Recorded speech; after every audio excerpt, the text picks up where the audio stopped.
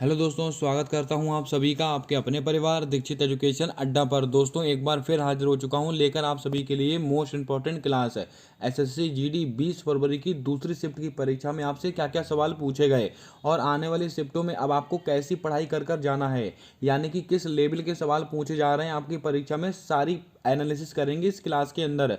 पूरी क्लास को देखिएगा और दोस्तों, जो महत्वपूर्ण मैं पॉइंट बताने वाला हूं, जो एडिशनल जानकारी देने वाला हूं, उसको भी ध्यान में रखिएगा। यहां से आपकी परीक्षा में 2 से 4 सवाल आपको हूबहू देखने को मिलेंगे। आइए शुरू करते हैं आज की क्लास। देखते हैं अपने महत्वपूर्ण सवाल जो आज की परीक्षा में आपसे पूछे गए हैं।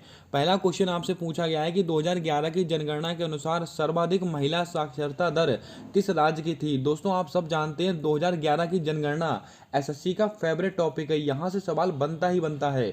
तो बच्चा बच्चा जानता है केरल की जो साक्षरता दर थी सबसे अधिक थी, तो महिला की साक्षरता दर केरल में सबसे अधिक होगी। अब दोस्तों, बात करते हैं 2011 की जनगणना को लेकर। जितने सवाल बन सकते हैं सारे सवाल आपको मैं यहीं पर नोट कराने वाला हूँ, नोट कर लीजिएगा।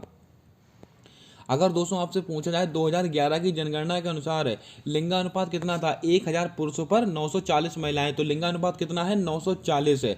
आबादी का घनत्व कितना था, अगर आपसे पूछे 2011 की जनगणना के अनुसार आबादी का घनत्व कितना था, 382 व्यक्ति प्रति वर्ग किलोमीटर। ये सारे आंकड़े आपको नोट कर लेने हैं, महत्वपूर्ण आंकड़े हैं। अब दोस्तों, हमारा अगला आंकड़ा है वर्ष 2001 से लेकर 2011 के बीच में जो दशकीय जनगणना वृद्धि हुई थी, कितनी हुई थी, तो ये भी आपको याद रखना है। ये हुई थी 17.64%। 2001 से लेकर 2011 की जनगणना के बीच में दशकीय जनसंख्या वृद्धि हुई थी 17.67%। इसके अलावा साक्षरता दर कितनी थी, साक्षरता दर थी कुल आबादी का 74.04%। ये दोस्तों हमारी साक्षरता दर थी। और भारत में दुनिया की कुल आबादी, दोस्तों भारत में दुनिया का कुल आबादी का कितना परसेंट था, 17.5%। ये तीनों आंकड़े मोस्ट इंपॉर्टेंट रहेंगे आपकी परीक्षा को लेकर। आइए चलते हैं अगले आंकड़े की ओर। अब दोस्तों, अगर आपसे पूछ लिया जाए सबसे अधिक साक्षरता दर वाले राज्य कौन से हैं, दोस्तों सबसे अधिक साक्षरता दर केरल की है। बच्चा बच्चा जानता है, लेकिन आपको कंफ्यूज करने के लिए आपको दोस्तों इनका क्रम लगाने के लिए पूछ सकता है। तो आपको याद रखना है सबसे पहले नंबर पर कौन आएगा, केरल, फिर कौन आएगा, मिजोरम, फिर कौन आएगा, त्रिपुरा। इसको आप याद रखिएगा। न्यूनतम साक्षरता दर कहाँ की है, बिहार की है। सर्वाधिक जनसंख्या वाला जिला कौन सा है, ठाणे, महाराष्ट्र।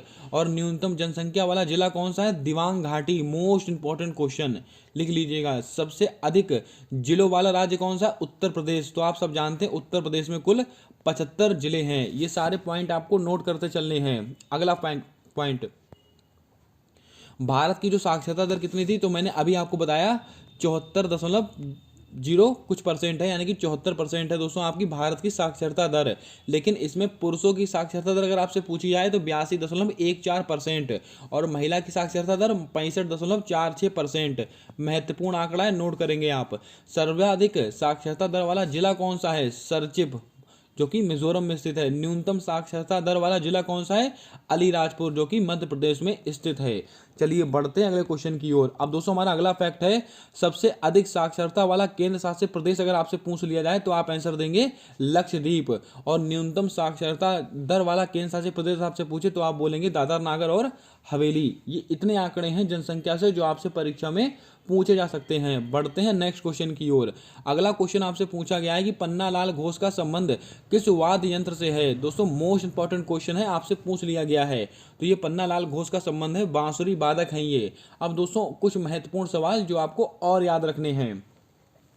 सरोद वादक जो आपकी परीक्षा में बहुत बार पूछा जाता है, अलाउद्दीन खान, अमजद अली खान, अली अकबर खान और विश्वजीत राय चौधरी, इन चारों का नाम रट डालिए। एक ना एक नव सवाल आपको 100% देखने को मिलेगा। ये सबके सब सरोद वादक हैं। इसके अलावा संतूर वादक कौन है, पंडित शिव कुमार शर्मा और भजन सोपारी। ये दो नाम हैं जो परीक्षा में यही पूछे जाते हैं, पंडित शिव कुमार शर्मा और भजन सोपारी। चलिए बढ़ते हैं अगले क्वेश्चन की ओर। अब दोस्तों, अगर आपसे पूछे सितार वादक कौन कौन है, तो सितार वादक पंडित रविशंकर, हमने सुबह ही डिस्कस किया था, और उमाशंकर मिश्र, बुद्धदीत मुखर्जी और विलायत खान और शाहिद परवेज और अनुष्का शंकर। इन सबका संबंध किससे, ये सबके सब सितार वादक हैं। शहनाई वादक कौन है, बिस्मिल्लाह खान, अली अहमद, हुसैन खान, दयाशंकर जगन्नाथ। इन सबका नाम आपको याद कर रखना है। चलिए बढ़ते हैं अगले क्वेश्चन की ओर।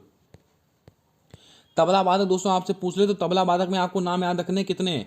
अल्लाह रखा खां, मोस्ट इंपॉर्टेंट नाम है ये, अल्लाह रखा खां और जाकिर हुसैन, ये दोनों कौन है? तबला वादक हैं। इसके अलावा किशन महाराज, ये भी नाम महत्वपूर्ण है, किशन महाराज।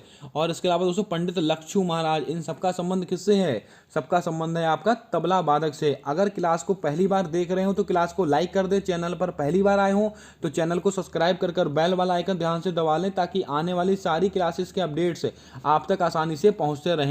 अगला क्वेश्चन है बांसुरी वादक। अगर आपसे बांसुरी वादक पूछे तो बांसुरी वादक से आपको कितने नाम याद रखने हैं? हरिप्रसाद चौरसिया, मोस्ट इंपॉर्टेंट सवाल। राजेंद्र कुलकर्णी, मोस्ट इंपॉर्टेंट सवाल। और दोस्तों कौन सा आपको याद है? पन्नालाल घोष, जो कि अभी आपसे पूछा गया है, पन्नालाल घोष।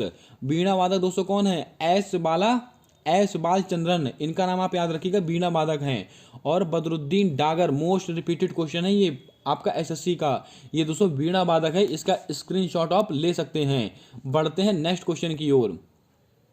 अगला क्वेश्चन आपसे पूछा गया कि बोनालू उत्सव का संबंध किस राज्य से है? तो आपको याद रखना है जो बोनालू उत्सव है वो दोस्तों आपका कर्नाटक में मनाया जाता है। तो आपका राइट आंसर, माफ कीजिएगा, तेलंगाना मनाया था। कहां पर? तेलंगाना आपका बिल्कुल सही आंसर होगा। अब दोस्तों बात करते हैं कुछ महत्वपूर्ण फैक्ट को लेकर, जैसे कि कर्नाटक से आपको याद रखना है यक्षगान, करगा और लांबी, ये तीनों कहाँ के हैं? ये तीनों कर्नाटक के हैं। यहाँ पर केवल दोस्तों वही सवाल इंक्लूड किए गए हैं जो आपकी परीक्षाओं में पूछे जाते हैं।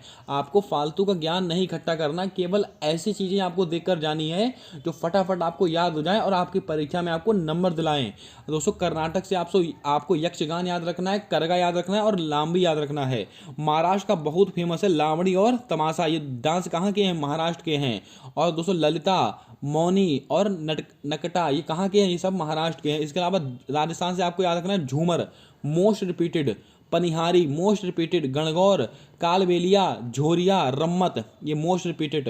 दोस्तों जितने नाम यहाँ पर लिखे हैं ये सब नाम मोस्ट रिपीटेड नाम है। ये झूमर हो गया, पनिहारी हो गया, गणगौर हो गया, कालबेलिया हो गया, झोरिया हो गया, रम्मत हो गया, ये सब कहाँ के हैं? ये सब के सब राजस्थान के हैं। अगला क्वेश्चन।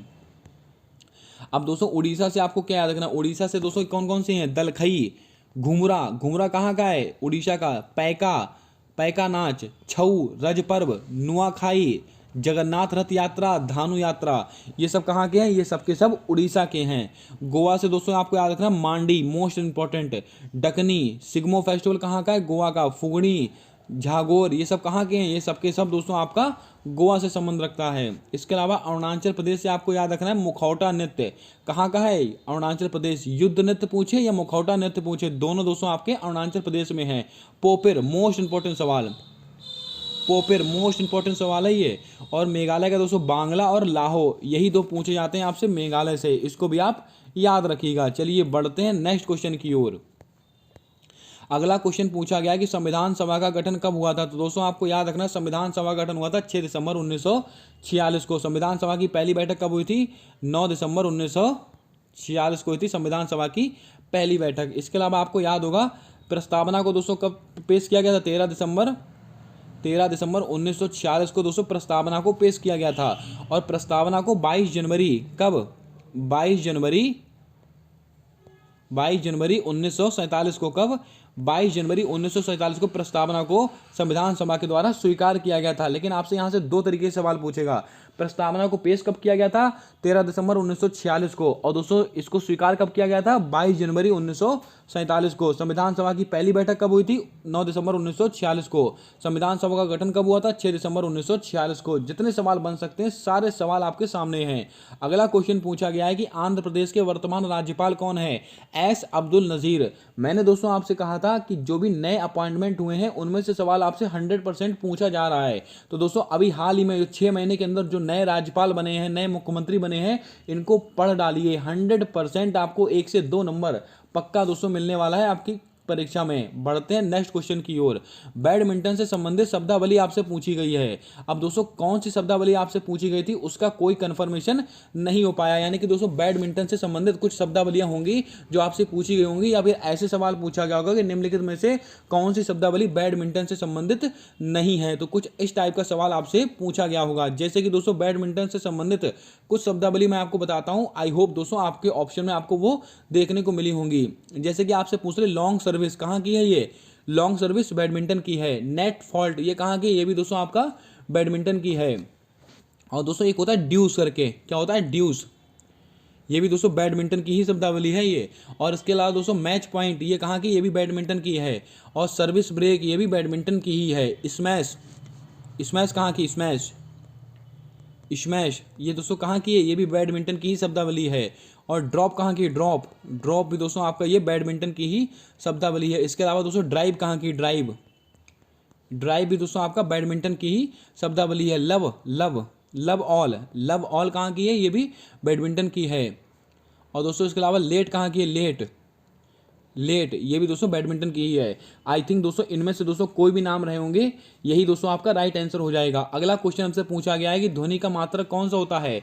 डेसिबल होता है ध्वनि का मात्रक, इसको भी आप याद रखिएगा।